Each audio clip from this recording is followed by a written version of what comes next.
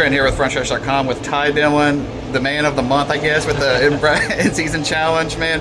Let's start a little beginning by talking about your career. You've had a rougher path to get to this with Kaulig Racing than a lot of drivers may have in Cup Series. So what's this journey been like to get with this team and up to 2025? Yeah, I wouldn't say it's ideally what I laid out when I was starting racing. I was going through the Truck Series and Xfinity Series and winning races and battling for championships. I thought the Cup career would be exactly the same. It just hasn't been that way. It's been up and down, been in and out of the sport with many different teams, a couple different manufacturers, but I wouldn't change my journey for anything.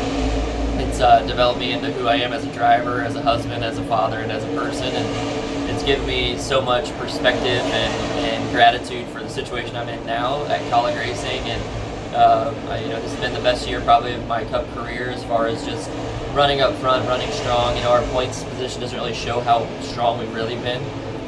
So we're hoping the second half of the year kind of shows a little bit more of that. But it's been a really solid year for us, and just been really grateful for the opportunity. Yeah, some have said you've overachieved what the expectations were for your team in this car this year. So you feel like you've done that? You've ran better than maybe what you anticipated? Yeah, so far, but I think expectations are adjustable always. So we're always trying to grow and get better, and we want to finish this year stronger than what we started.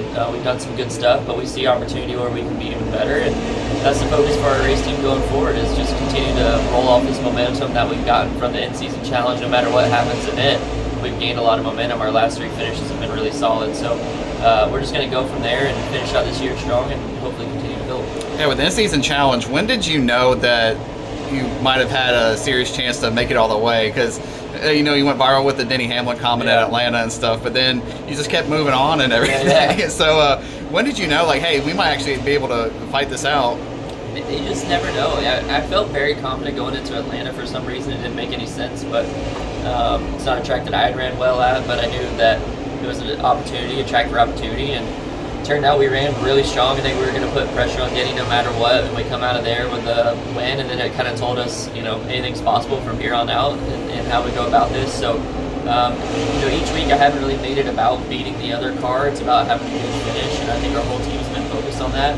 We all know the objective. We want to beat that other guy in the bracket, but we're strong believers in if we execute our day and do our things the right way, we're going to end up putting pressure on those guys and give ourselves a chance to beat them. And even like last week, I think we kind of picked an opposite strategy of what you would think to beat the 48 straight up, and the race kind of came to us, and he fell back into kind of our trap, and we were coming forward at the right time, and we were able to take advantage of the opportunity, and that's what sports are about.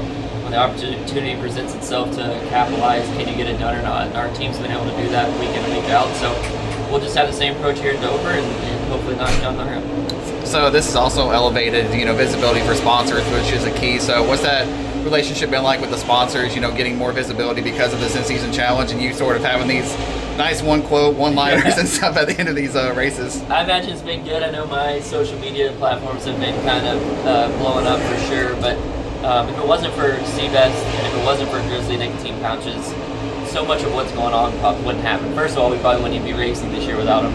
But second of all, their brands line up so much with my personality, and the people behind the brands as well too.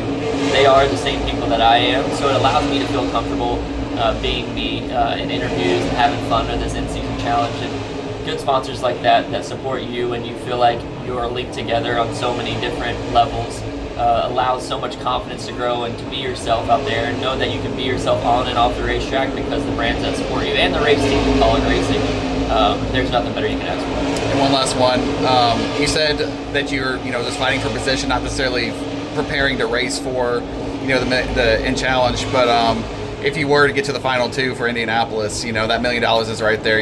What kind of work in the shop is going to be prepared for that? Because that would be a life-changing amount, not only for you, but for this team as well. I mean, absolutely.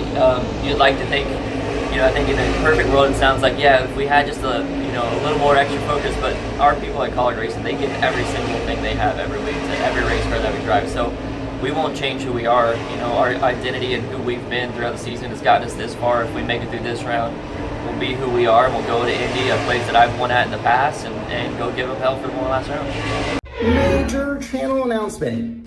Do you love NASCAR coverage? Well, as part of Frontstretch building its platform, we're now offering an option for paid subscribers.